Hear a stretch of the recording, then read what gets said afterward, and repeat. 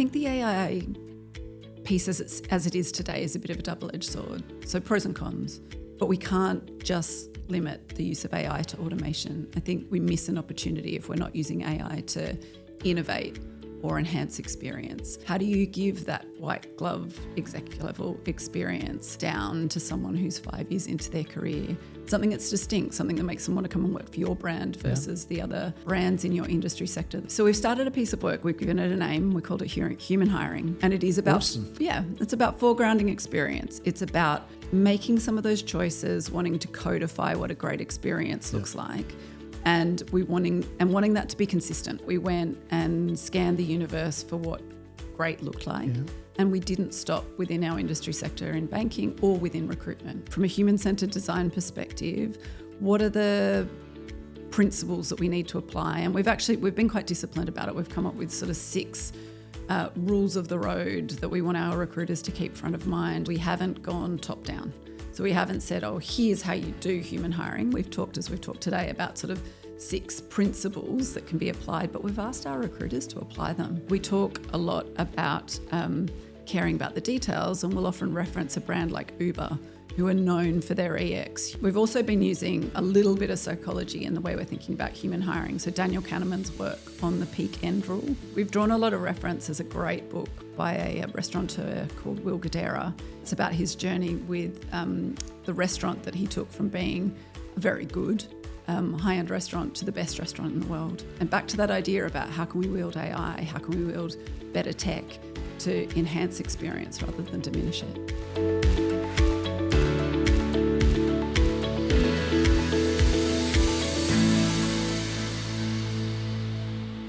Lara, thank you for joining us on the Talent X Tech podcast show. Let me give a quick overview of Lara. So Lara Partridge, Head of Talent for HSBC for Asia-Pacific, based in Hong Kong, but lived 15 years in Singapore before. So from Australia, Sydney, 20 plus years experience in talent management, talent acquisition. Significant period before in Singapore was with Standard Chartered Bank through the transformation and change period, and then moved to Hong Kong 18 months ago and joined HSBC. I did. I joined first. I had a 3-month little stint in Singapore and then, to the mothership for HSBC in Hong Kong. Fantastic. And you've obviously lived in three different parts of the region and have experienced the different cultures. How's that experience been? Obviously, you've got teams dispersed across the region. What's it like working across this region? I feel really lucky. I think having grown up in Australia and spent the kind of early part of my career here, and then the opportunity to move to Singapore, but Singapore with an exposure into Asia, Africa and the Middle East. It's just such a learning opportunity, and it's so the sheer access to diversity that you get in this region. I used to have a colleague who had a Singaporean lady who had a post-it note on her computer that said, Asia, it's not one place. And it was her little response to different parts of the world and the way that we think about regions as kind of whole things. But having lived here now for going on 17 years, just that appreciation of the difference across this region and what the opportunities are that come with that. No, totally. It's different countries, and they live in subcultures within countries and states and geographies, etc. So no, you're and I'm sure having spent 17 years here, you've kind of attuned to the culture and the food, no doubt. Part of the reason I'm back in Singapore this week is the food that I missed well and truly. To eat. Yeah, definitely. Well, that's a very Singaporean thing, isn't it? I mean, that's the most important thing about just about everything in Singapore is what are you going to eat next? So what's some of your favourite Asian foods, or Singaporean and Hong Kong, to keep all your teams happy? I miss all the Singaporean food now that I don't live here, so rojak and popiah and things like that. But I had a pretty life-changing laksa again last night, which felt like, again, coming back to Singapore and touching the touchstone in terms of what's important here. What's, I mean, we jest about the food, I think, but what's your kind of one piece of advice for global teams who are traveling to Asia or work with Asian teams? What's kind of one or two things that you think are worth bearing in mind working with Asian teams? Well, I definitely think there's that cliche about make sure the locals take you out. Yeah. So much of Asian culture is hospitality, and that varies by different markets. But the pleasure and privilege of hosting somebody, and you get a very different experience than the one you do sitting in your hotel. Yeah. And then I think this is true of travel, not just business travel, but travel generally. It's just like getting out and talking to people. Yeah. You learn, and I have the good fortune, the job I do, I talk for a living. So chatting to the taxi driver and asking about the weather or the politics, it always just gives you a flavour for a place. And people appreciate that. Like, it's just better than sitting there passively in the back. So, yeah. Absolutely. And the taxi drivers in Hong Kong are a bit different to here, yes? They are. They're more inclined to say no, but the taxi uncles here are really happy for a chat. Absolutely. Hey, look, I talk about some of these things with the guests because there are some real nuances in Asia that seem small, but they are part of the foundation for relationship building, which is how you do business in this region. So yeah, and I think it is bringing that kind of mindset that you would have as a tourist, where you are asking questions and you're curious, maybe because you're relaxed and you're on holidays, versus the default when people travel on business, or it's all about meetings and outcome and getting to the hotel. And so trying to blend a little bit of that, you'll have a more enjoyable time. And those things are valued in this region in a lot of the markets. So no, a very valid point. I'd love to kind of learn a bit more about your background and in these conversations, what I'm trying to get a sense of before we look at the future is the history. And in particular, what are some of the experiences that professionally or personally that have influenced your leadership style and your thinking and approach to talent? I've had the good fortune in my career to do a lot of leadership development work, and I always find, I was running a program a couple of weeks ago with Imperial, I always find it comes back to good bosses and bad bosses people have had in their careers. And I've had no shortage of grandiose narcissists that I've had the displeasure of working for in time, but I've also had some incredible bosses and people who I'd work for again and again, given the opportunity, people who gave you air cover, who you could trust, people who wanted to get into the problem with you, like really sit in the mud and help you solve it. And I think working with those individuals, I can think of one in particular when I worked at Standard Chartered. I've got a great boss now, and he's just a really, really good human. And by virtue of that, knowing that someone's got your back means you have the opportunity to do great work. And so that's what I want to create in the teams that work for me as much as I can, and with all the organisational complexity and things that get in the way of leadership and people, to just want to have people feel like they've got air cover, that I've got their back, that I'm trying to set them up to be at their absolute best, and that they've got the scope and the space to do their best work. But again, I credit all of that to some of the best bosses I've had and what I've learned from them. Yeah, no, look, I mean, it's great you've kind of articulated that, because people talk about great bosses, but some of the things I'm hearing is air cover, being in the mud, to your phrase. So it's kind of like it's a collaborator rather than a leader in many ways, and there to set you up for success.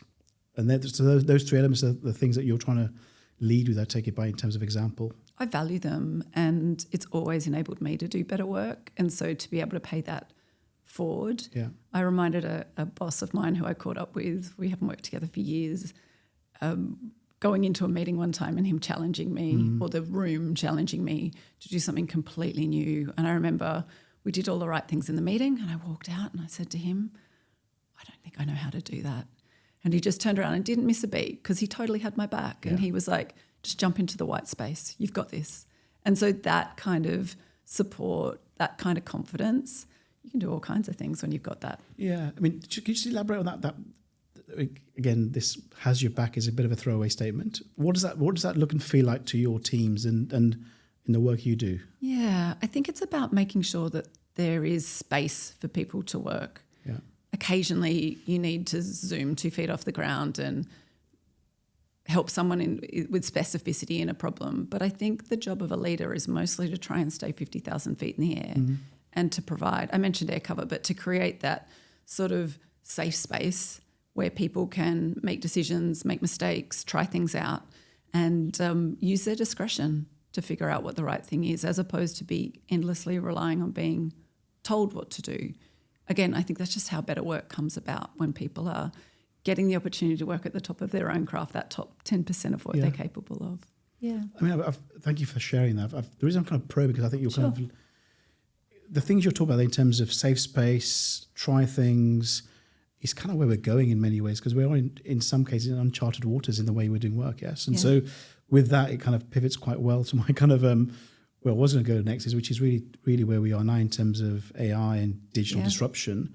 And that's affecting every part of the workplace, but in terms of our space, in terms of HR, talent management, given where we're at and what's anticipated, what are some of the challenges you're seeing for the talent professional, but also what are some of the opportunities you're seeing?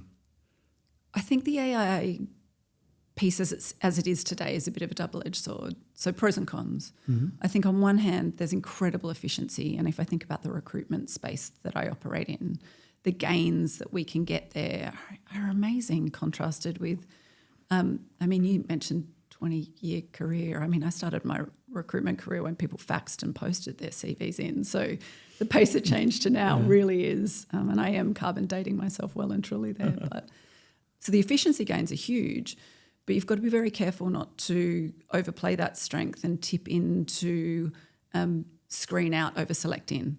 Mm-hmm. So that desire to get to the most efficient possible outcome as quickly as possible.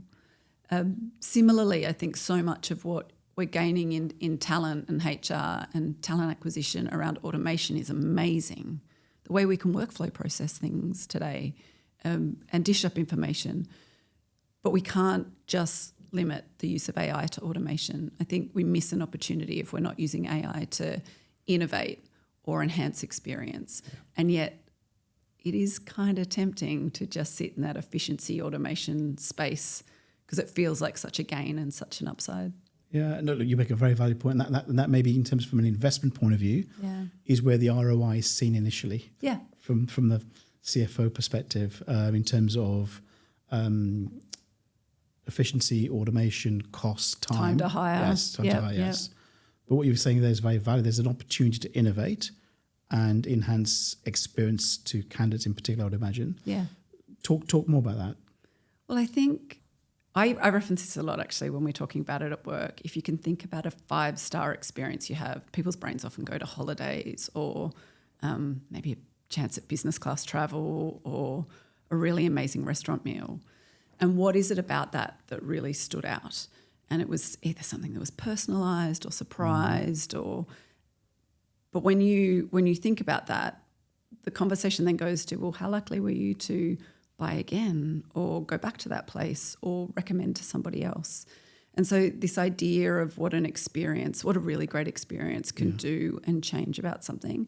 And then you put that alongside this, robots are coming to take our jobs, everything about the way that we process information and people can be much more automated, and they feel very juxtaposed. But the opportunity, I think, is about trying to put those two things together. And back to that idea about how can we wield AI, how can we wield better tech to enhance experience rather than diminish it. No, I'm on the same page in terms of my philosophy on recruitment, but the reality is that that's not the 5-star resort, the fine dining restaurant and the customer experience and how you feel is quite different to how the majority of people feel about recruitment per se. And at the exec level and certain bespoke, it's different. It's a bit white glove, to coin a phrase. Yeah. But talk to me about some of the historical frustrations, particularly candidates have had from the recruitment process. Yeah. I read this great article actually as we started to do this piece of work around just acknowledging power dynamics that are at play in standard recruitment. And you think about it, the candidate is disproportionately on the back foot because the employer owns the opportunity and the recruiter or the hiring manager, they're the owners of the information about what success looks like in the role, what people are looking for. And we share some of that sometimes or all of it. Maybe it's in the form of a job description. But again, how often is what we're designing and delivering about setting candidates up to be at the top of their game, to be successful? I've got a particular senior leader who does a lot of interviewing for me, and he loves to ask a tricky question right at the get-go, likes to sort of put people off their game a little bit. And for him, he enjoys it, both from a power dynamic perspective, but also because he likes to see people under a little stress and pressure. Yeah. I think in doing that, he forgoes the chance to ever see any candidate at their best. And so I just think a lot of what is frictionful in recruitment processes are just choices we haven't made. We just accept it. Like, oh, so-and-so's a tricky interviewer, or we'll let the candidate know a little bit of information, but that'll help us figure out whether they're right for the job or not based on what we do, versus if we could re-engineer a process that was about what if every candidate we met was at the top of their game when they walked in the door. They were like confident, they knew where they were going, they knew what their kind of conversation they were getting into. You would just have a vastly different experience and you'd get a better outcome because you'd be spoilt for choice.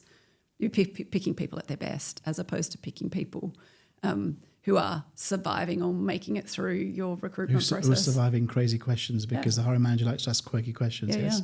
And there's a whole bunch of roles where people think that's part of testing for innovation. But to your point, in terms of the majority of people, it's not about putting on the back foot. I mean, related to that, in the exec space where I've spent quite a bit of time, that's what you try and do, the preparation, the thinking, etc. So it's about ensuring that you get the best out of them. The challenge you have is at exec level, it is bespoke, it's smaller volumes. Yeah. Talk about how, you clearly believe in in using AI as an opportunity to innovate and vastly improve the candidate experience.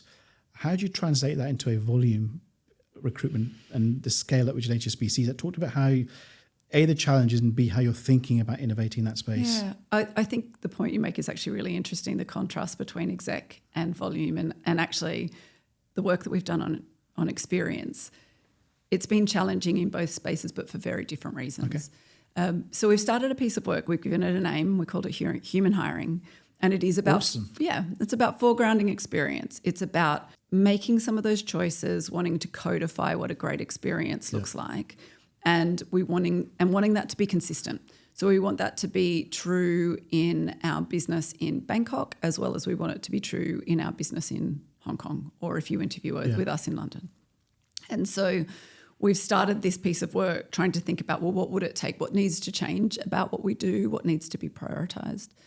But it is really tricky in the more junior volume hiring space where productivity metrics like speed to hire and how fast you can get from intake meeting to interview is prized because there's a business outcome attached to it. There's either a gap because an incumbent has left and people want to see someone new in the seat and up to speed, or there's something else driving in terms of what the particular hiring manager's looking for.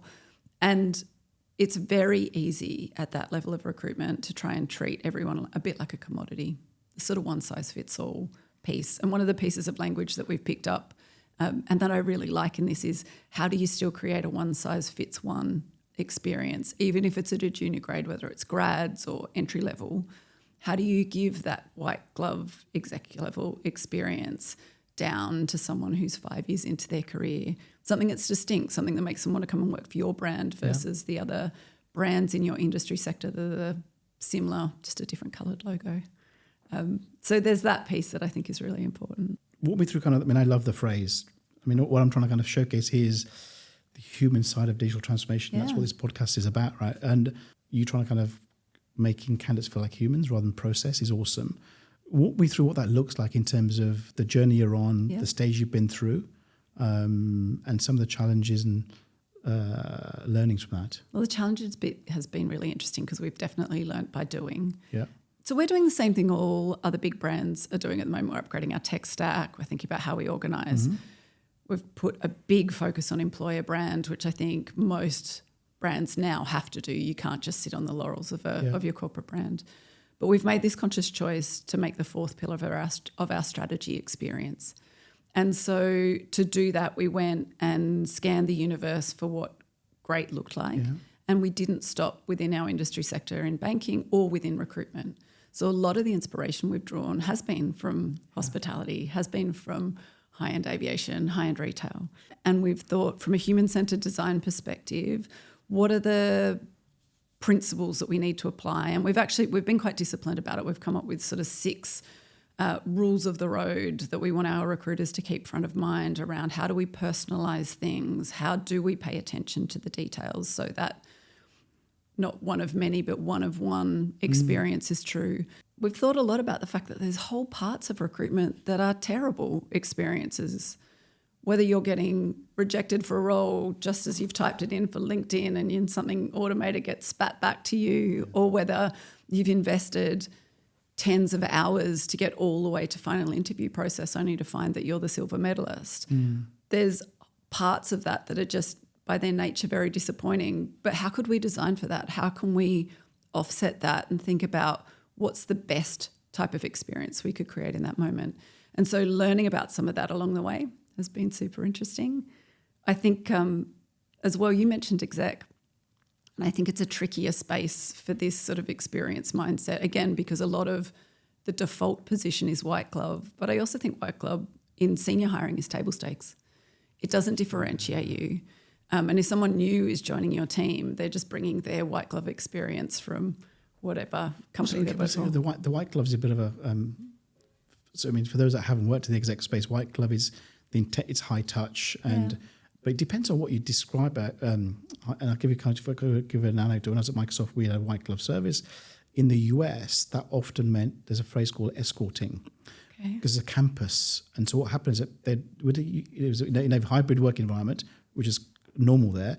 Someone always had to be there. And that was a constant. We'd hear the American team say, "Oh, so and so's on site for the whole day of interviews, so we've got to be there to escort."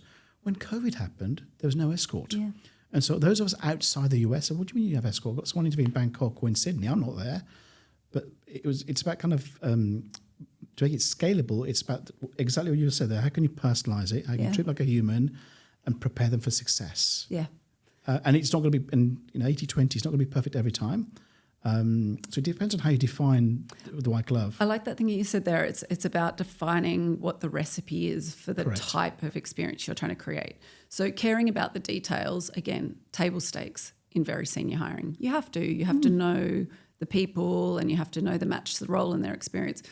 But you can personalise in a way in really senior hiring that isn't just about, insert candidate name here. You can personalise in a way where you've sat with someone and you've listened and you show them back that you've listened by the way that you use that information to help them in later stages of the process. Yeah. Things like that are distinctive because even the most senior hiring can still feel a little bit like a sausage machine and there's perhaps even more at stake there. So why wouldn't you invest a little bit more time? Another default in exec that I find really interesting is it's, again, very focused on the primary candidate. Occasionally you'll hold hands with the silver medalist because you're like, oh, I could use them again or I'll keep them in their network. But very often in exec hiring, it's the third and fourth candidates who really drop off the face of the earth. You get rid of them fairly resolutely through the process. And yet taking a more human or hiring approach, you probably just need to expand that view. Yeah. And look, I mean, I agree. It depends. I think it depends on it depends on the person, doesn't it? It's often their level of. I know when I first came to Asia, I kind of grew up in financial services. HSBC was one of my key clients as a recruiter in London, and we were just. I mean, when I went to recruit, we were just trained in a certain way. We had a code of ethics that were published, and preparing candidates, debriefing was just part of it, and feedback. And I got used to giving feedback instantly in the interview. I mean, end of the meeting, I'd tell someone what I thought of them, what I liked about them, and what the gaps were, and likelihood of helping them. And that just stayed with me. And then when someone didn't get a role, I'd call them up and tell them straight away, Lara, you've not been successful. Let me explain to you why. Okay. Here's what they really liked about you, and here's the gaps. Here's some learnings that might be helpful. That was just normal to me. When I came to Asia, it was different, certainly 10 years ago. And people were surprised I called them up with feedback. And they didn't get an email. This was an exec at that stage. Yeah. So to me, it's about the individual. And back to your point about the kind of 5-star hotels, normally the person, there's a protocol, but they genuinely care for the guest experience. Yeah. And therefore, to your point around reinventing the human piece, I suppose you need individuals in the team that can follow a codified process, but there's a certain human nature you need. It's that codifying and protocol that makes it different, though.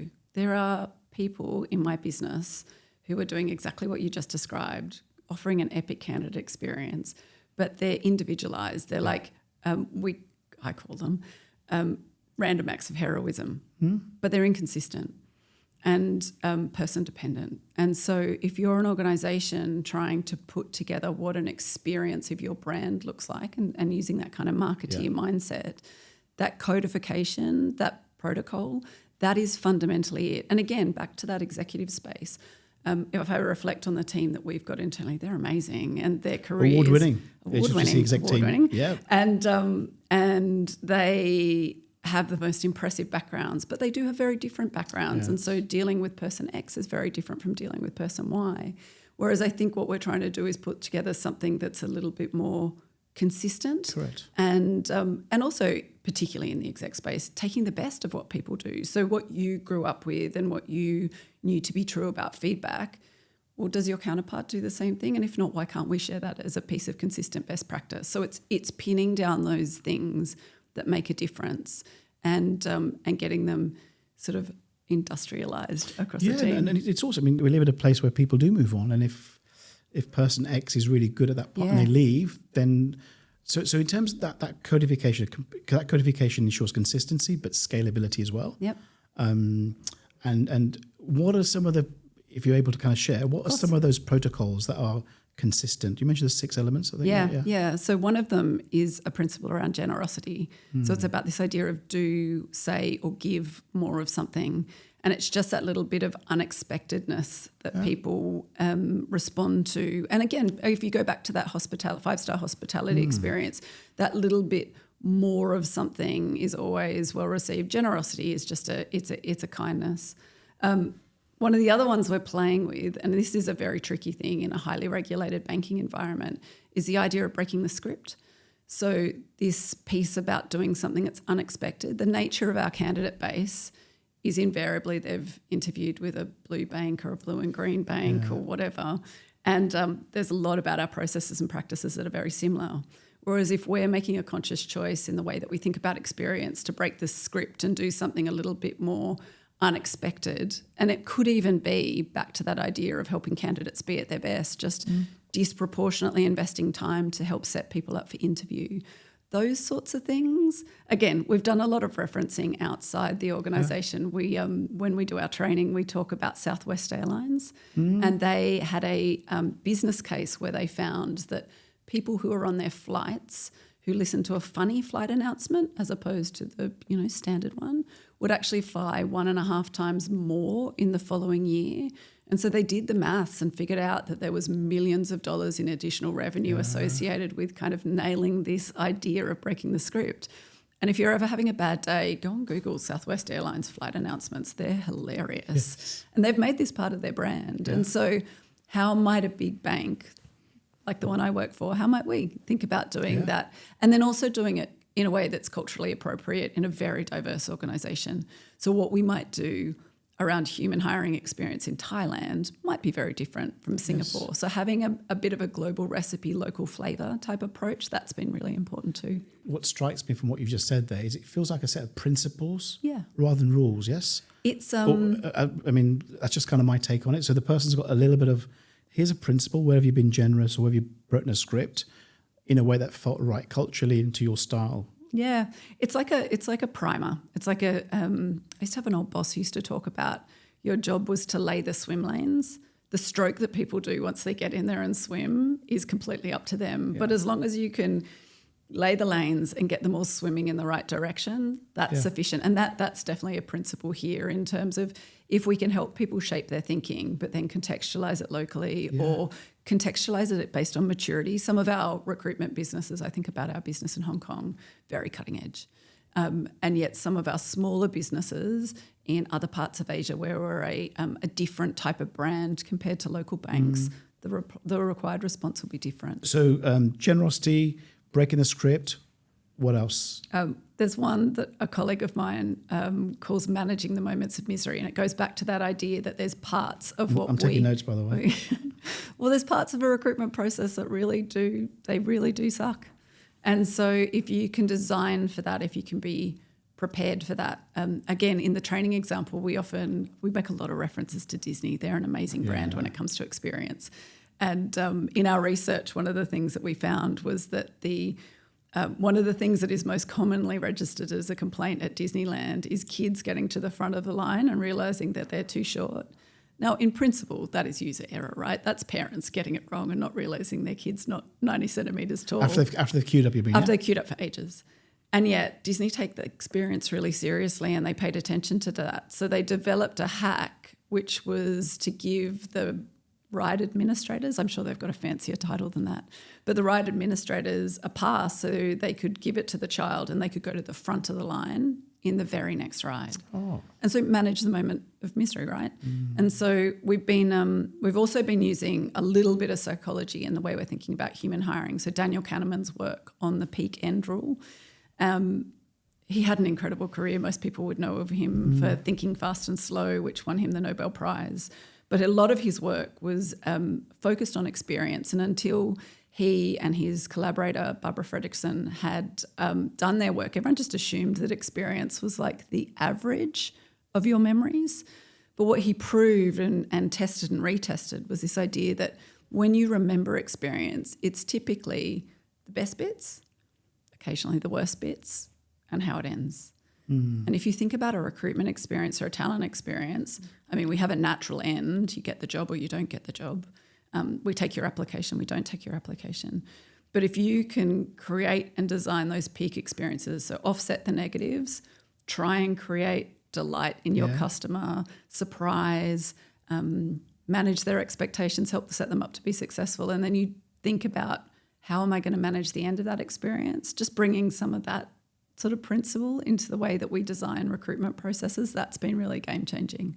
Makes you see things very differently. Sounds awesome. Yeah. I love your Disney example. So talk to me how I apply for a job at HSBC and I get rejected after one interview and I'm miserable. Yeah. How do you manage that moment of mystery? Do I get a hat or is there something else? No one wants a hat. I think it is, and actually you gave a really lovely example before around what do I give back versus what I've already given. So much of candidate experience is investing in trying to get a job. I invest time trying to learn about the company. I invest time trying to understand the job description and decode what it is that they're looking for. I invest time in prep. I invest time in virtual or physical interviews. And that idea that you get an automated system email that just says, thanks, but it's not you today, versus where someone comes back and repays that investment in feedback or a piece of advice that you could use or something that they learned that they can share with you. That kind of thing is about trying to create more of a peak at the end than just leaving people with the email in their inbox. And so it doesn't have to be big things. A lot of what we can change about a recruitment experience, my team call no regret moves. They're little stuff that make a difference. So in terms of specifics, so if someone got rejected, what kinds of things would you do to kind of manage that misery? I mean, is it a thank you and have you got any feedback for us, or is it what are some of the things that you've got practically? So you hit on one really important, expressing gratitude. So thanking people.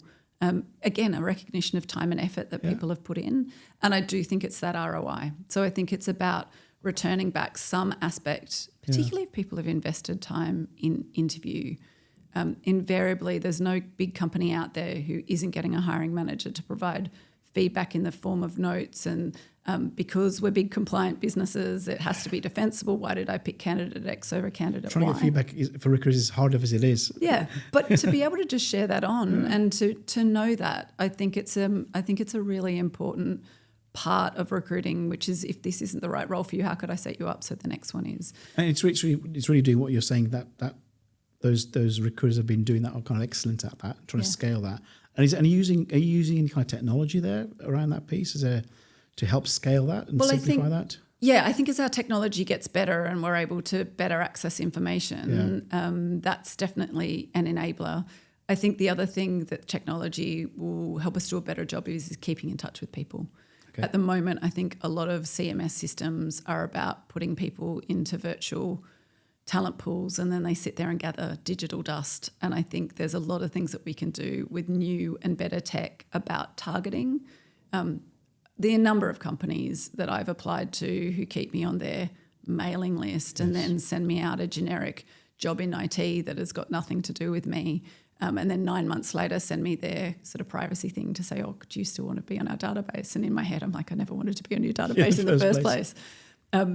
What I'm really hopeful about is that we can do a much better job of adding value for our candidates post a hiring experience in terms of keeping them connected, because we're a bank with tens of thousands of job opportunities this year. And genuinely, if this one isn't right for you, the very next one might be.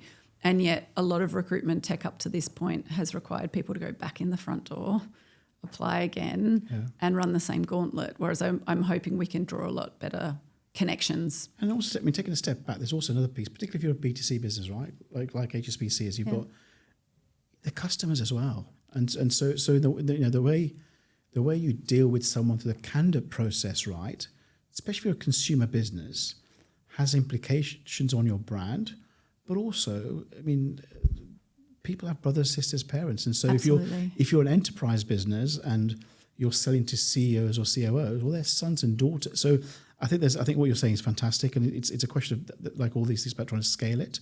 Have I missed any principles at all? This is my word, principles, but in terms of generosity, misery moments, gratitude, anything else that's key? There's one that we've talked about kind of in connection with other ones, but it's about that managing expectations. So setting people up. People will all think of a time when they've gone for an interview and they've turned up and they've sort of got half the instructions and they can't get the lift to work and then they're late or the reception's not expecting them. Just those little things that can really derail what a great physical interview can be. Similarly, people face the same with Zoom and other types of tech. So managing expectations, putting in a little bit of effort, a little bit of discretion up front to make sure that everyone's got exactly the details they need in order to make that little bit seamless. It seems like a trivial thing, but managing expectations so people feel very confident and comfortable, that's another one that we're really focused on. And again, we're still designing these into what we do. We're a big bank. We've got lots of practices and processes and SLAs and service level agreements. So rethinking some of that stuff and thinking about how could we do it differently is the work that we're doing now to try and figure out ways to make it better. Let's talk about that implementation piece now. So, I mean, let's kind of work backwards first in terms of how do you measure this? So this, what you're saying sounds wonderful as recruiters and wonderful for candidates. The measures of success we've had in recruitment historically have been time to hire, cost per hire, quality of hire. How you measure that? There's different ways, and it's a bit ambiguous. How are you measuring the success of more human-centric approach to recruitment? Yeah, there's definitely still a quality of hire metric here at play, and I think keeping a focus on that is really important. Again, back to that idea of we could set all our candidates everywhere in the world up to be at their best every time. That's going to have a quality knock-on effect that we can definitely quantify. I think as well, it's this piece around rethinking the way that we think about candidate and hiring manager satisfaction. So many big companies are just sending out a little survey at the end, and typically your hiring manager's delighted because they've just picked the person that they think is most suitable for their job. It's a very ineffective metric of quality or process. And so thinking about some of the different ways that we might assess and valuing candidate feedback in a very, very different way. And back to that thing that we were saying before, not just the candidate who wins the day. Ask an offered candidate whether they've had a good time and they will invariably tell you yes. They'll also probably say that their recruiter's done a spectacular job. But ask the silver medalist or the bronze medalist or maybe some of the people who didn't medal at all. Go back and talk to the people who you dispositioned before they even got past first application. See how they feel about your brand and say, well, is there something even back at that point in the process that we could be doing differently? And so I think once you start to interrogate a little bit more, what are the experience touch points, you can come up with very different metrics about what success. And that's a work in progress right now, take it. Let's talk about the different stakeholders in this process based on where you're at. And this is kind of still, and when I say stakeholder, I mean candidates, your recruiters, and then hiring managers. How have they received this, and are there any learnings from that process? I love that you said your recruiters, actually, because a lot of people, the candidate bit is obvious because it's the experience that you're trying to create, and invariably I think candidates have some of the worst experiences, so there feels like there's a bigger space to improve. Hiring managers, we treat them like stakeholders, but we think that there's a big role for them to play in terms of the way that they can get bought into this idea of changing experience and what it helps them do. But I love that you said the recruiters because, if you think back in your career, like best days at work are when you come in, you help someone out, you crush an interview with somebody, you learn stuff about them that you wouldn't have been able to know otherwise because you've had a really high quality conversation. They've walked away really stoked, feeling like it's a really good investment of their time. It's trying to create that and to move away from what I think is a modern day. Lots of recruiters will just tell you about busyness. Yeah. How much time they spend in the ATS moving people around and that. So it's a common question. I mean, for those that are not in recruitment, you know, when you sit down for lunch or coffee with a recruiter, the conversation is all about how busy you are and how many roles you got versus I met someone awesome today. And, such a good point. Yeah, and to your point, and have you found this shift to human-centric hiring processes trigger that excitement back into your teams? It definitely does. So the way that we've gone about it, we've designed the approach and we've tested it, and then we've gone about now sort of a slow process of launching around the world. And we're getting great responses to the launch. People are really motivated about this idea that they can do it differently. And the other thing that we've baked into our approach is we haven't gone top down. So we haven't said, oh, here's how you do human hiring. We've talked today about sort of 6 principles that can be applied, but we've asked our recruiters to apply them. So the first action that we've asked people to do is to go off and do a bit of an audit of their local practices and find those no regret moves.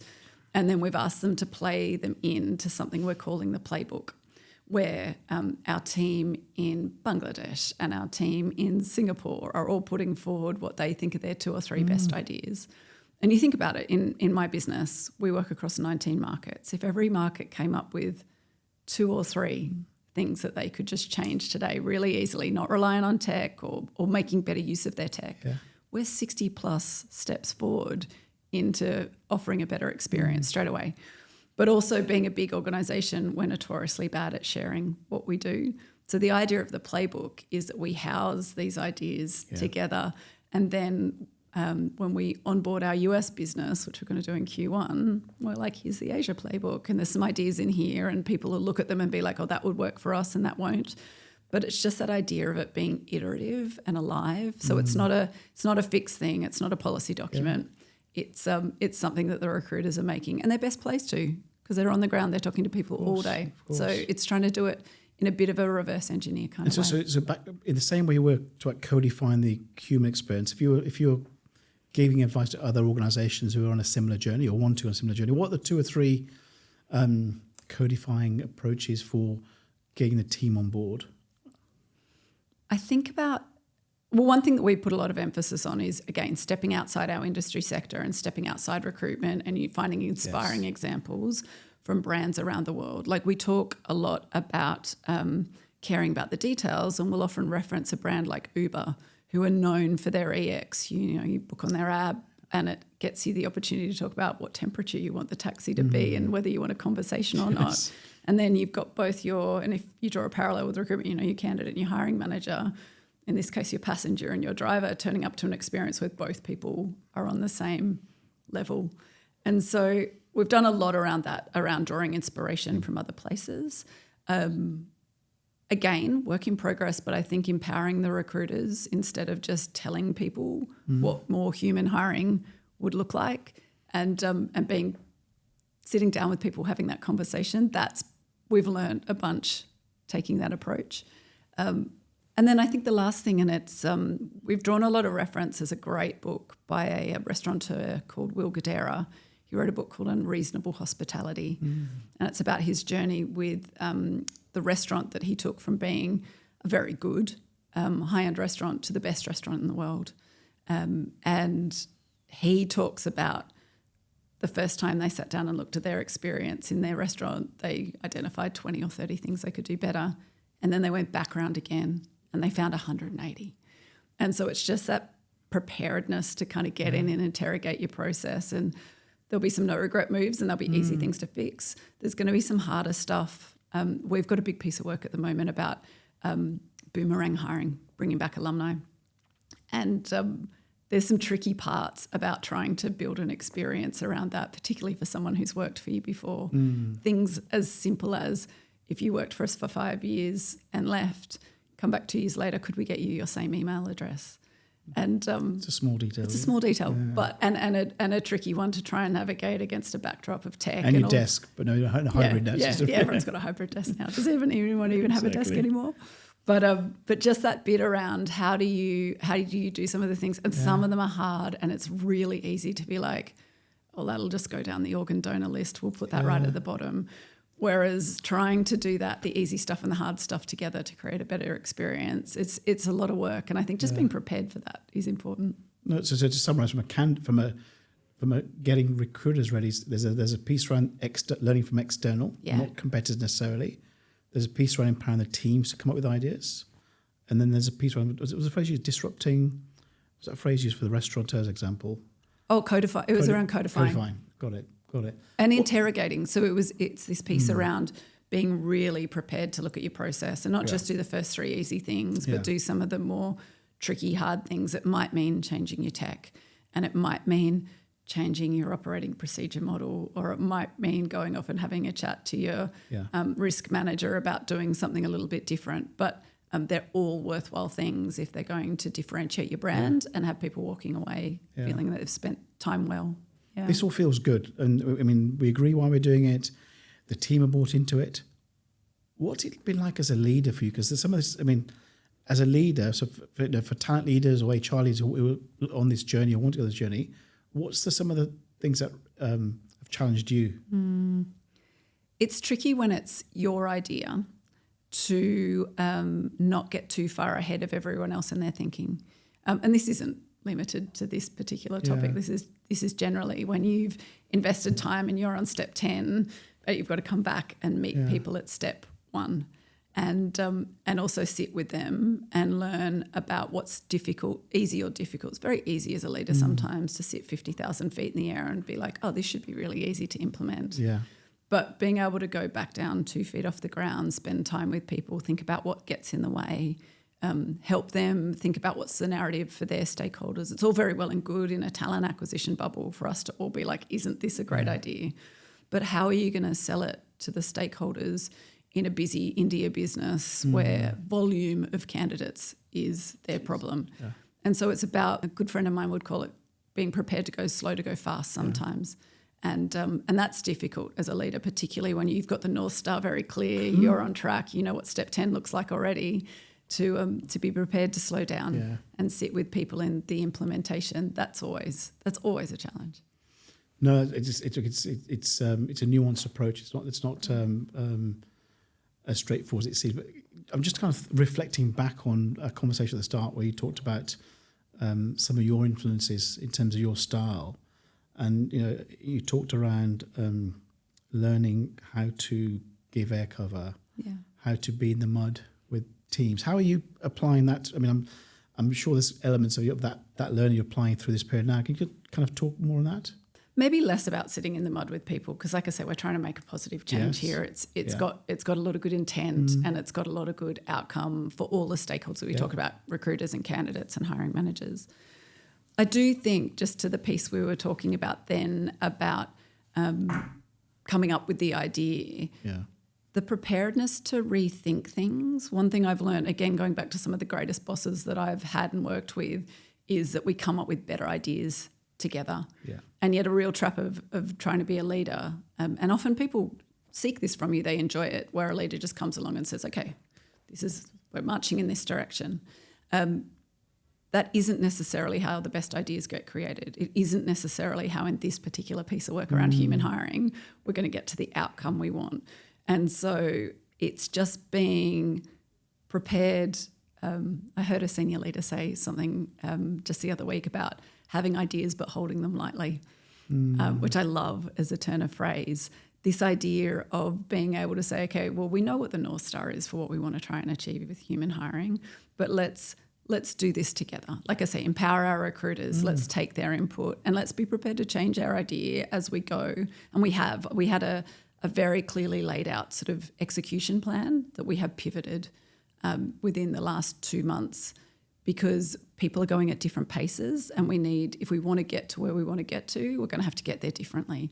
So I think as a leader, it's just that piece around knowing that you will come up with better things by plussing in other people's input and being able to be flexible and hold that idea lightly in a way that will ultimately try and make it better. Got it. So that's the stakeholders' point of view. Candidates, recruiters. Talked about how hiring managers have adapted to this journey. It's new. It's really new. And actually, we haven't necessarily yet made them our focus. Again, because I think there's so much opportunity in the candidate space, and it is the home of the more of those no regret, quick win moves. Tackling the hiring manager piece, I think that's definitely part of our phase 2. I also think we want to get a little bit of proof of concept. So while bringing in external brand examples might inspire and excite our team, I think it's going to be less. And our job, be it on the talent side or the TA side, we're here to make the business go faster. We're there to create business value. So I think we need to start with a little bit of doing and a little bit of use case internally, and then we'll go much deeper into the hiring manager piece. But again, at the end of the day, we've got shared objectives. We're all trying to find the best candidate, the person who's going to have the biggest value contribution to their business in the shortest amount of time. And so I think once we get that narrative a little bit more articulated and we're able to show, then we'll get more partners on the journey. Thank you for sharing the journey. It sounds exciting, and thank you for being so open to sharing it mid-journey. I mean, it's not you've finished it off. You're in mid-journey or on the journey, and so thank you for sharing so openly in terms of the learnings and challenges. Just one kind of question I've got, given your role across the region, are there any nuances culturally in this region across Asia Pac that are worth noting? There definitely are. I mean, you think about the impact of a high face culture and what that means in terms of experience and the way that it relates to things like feedback, and also inversely the importance of setting people up to be at their very best once they're facing into senior stakeholders and that sort of thing. I think there's also cultures within Asia that are much more relationship driven, and so creating space for that. Back to the top of the conversation where we were talking about AI and workflows and processing, in really high-face cultures, in cultures where first language is really important, but you work for a big bank where it is just easier for us to push everything through, for example, in English. Yes. How do you make sure that you don't compromise along the way with those sorts of things? So again, it goes back to that idea that if you can do this bottom up and let your recruiters be your advisors, you'll make sure that that nuance plays in to the way that you design things, and where you're fixed around this is the codified way that we want to try and do things here, and where you're flexible. No, I really like the approach you're talking about there, because that's not just an Asia-centric thing. There'll be nuances in Africa, in Latin America, I mean everywhere, Absolutely. Europe, etc. So I think that combination of broader strategy and codified approach combined with the team's input is valid. Yeah. Yeah. Hey, look, let's switch gears slightly and talk about the world we're in today and the world we're going in. We talked at the start of the conversation around the level of digital disruption, AI and quantum and all the other things that are coming, and challenges and opportunities. And you've talked inspiringly about one of the opportunities we've got in terms of humanising the recruitment process. What would you say excites you about the future of talent management in the world we're going in? I'm really excited about the opportunity or the potential for skills. Okay. I'm just really fascinated by the fact that I don't think many organisations have cracked it yet. Okay. Big fan of Simon Sinek, who's not in our space, and to use his golden circle, the why of skills-based hiring is very, very obvious, demographics and what we need to do in terms of changing workforce populations. And the how is really obvious. There's definitely a home for skills in recruitment. There's a home for skills in talent development and careers. But it's the what that I think a lot of organisations are still wrestling with. How do you create a taxonomy that's usable? What do we want to focus on?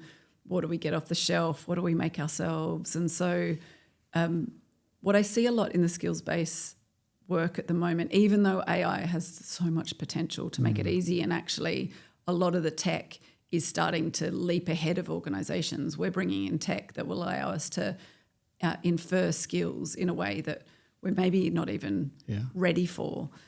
So we're applying a lot of old-fashioned ideas around, the way we did competency work 15 years ago. I think to really realise what is possible in terms of proper skills-based hiring and skills-based development, we're going to need to rethink some things and think about it differently in order to get to a different place. Got it. It's work in progress for everyone, and I think so. The challenge on the way. In terms of back to the piece around market changes, there's some anxiety in the system around jobs and those things. And I suppose one group in particular is younger people who have got far less predictability on career paths because we don't fully know where they'll go. What's your advice to, and I'm sure you obviously you own university and graduate hiring as part of your role. Yeah. What's your advice to young people and graduate school leavers, early career, in terms of how they approach their careers in this AI-enabled era, for want of a better word? I think the advice isn't just limited to young people entering the workforce. I think it's true across the board. How do you get skills into your assets, be they CV, be they LinkedIn profile, be they what your network know about you, in a way that is searchable and findable? The robots definitely are coming. Skills inferencing is something that happens on LinkedIn today. In the back end, as a recruiter, I can go in and type for a transferable skill and it will surface that for me. We've got new ATS technology coming in and doing the same, so it's allowing us to see into our own organisation in a way that we weren't before. But yet there is so much about an asset like a CV, which has historically just been the ticket to get you into the conversation, that now is actually an asset that makes you findable and rankable in terms of your suitability for opportunities. Inversely, from a candidate perspective, this new tech will allow you to insert your CV and it will surface jobs for you, not necessarily the ones that you would obviously search for, but jobs that, based on what your CV says you're good at. And so I run a lot of LinkedIn sessions internally about how to get people to rock their own LinkedIn profiles. It's a bit fun. Yeah. But the big game changer tips are all around how do you get that skills language built in and have it be true. You can't just type up a bunch of stuff that you sort of know how to do, because it's equally verifiable. And a lot of what's moving in the skills space is also around level of capability and skills, not just binary, has it or doesn't, but is sort of good at it all the way up to mastery. But starting to build that in, and I do a lot of those LinkedIn sessions for our internal employee resource groups, so trying to get minority representation inside our organisation and even out in some of our community partnerships, those people who are furthest away from job opportunities because of experience or opportunity gaps. I think skills is going to be a really big leveler in terms of being able to bring people from all kinds of backgrounds to opportunities in banks like the one I work with. That's the exciting proposition about the skills-based world in terms of identifying talent that's fully diversified in that respect. Yeah. Can I just ask a couple of follow-up questions? One around the opportunities and challenges with that the approach you talk about. I mean, I hear of stories of young people gamifying or trying to game AI bot interviews by shouting out skills-based. Hear stories of the people writing on their CVs in white text. The skill. How are you finding those challenges, and what are some of the kind of solutions to those? I've heard about some of that sort of stuff. I think particularly the way we're thinking about our technology is a little bit more constrained. Yeah. We're very much trying to use it for good rather than evil. And so the way that our AI technology will surface things will make sure that people who are doing those sorts of things are not prioritised in what we do. I think it's hard to hold a what's the right word for it? Hard to come up with something at the start and have it not be true all the way through an interview process. So you might get yourself an interview by utilising some of those tricks. But I don't think once you get into a proper conversation with a recruiter who cares, who's actually interested in trying to figure out what you're great at, that will necessarily hold up. So I think, again, that idea of making sure what goes in your CV or on your LinkedIn profile is true and verifiable and something that someone else would attest to for you, or that you can speak to in interview. I think that's the whole point of a recruitment process. Of course. No, I've just heard some of these kind of crazy things going on, and it's one of the obstacles of an excitement and fun of doing the job, obviously, in that respect.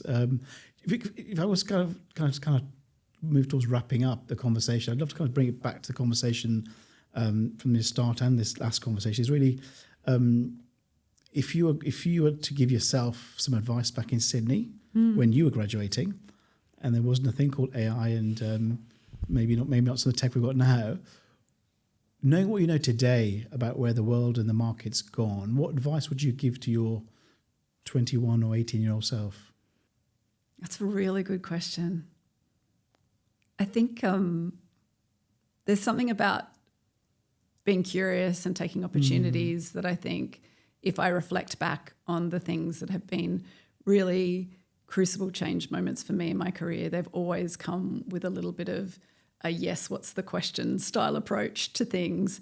But then when you find yourself, when you've made a choice or you've taken an opportunity, to just apply curiosity to that and to never run out of that. I think this is a thing. I have had the good fortune to live and work in Asia now for 17 years. I don't assume anything. I go into all of my conversations curious, wanting to learn, wanting to update my knowledge, wanting to get a new perspective.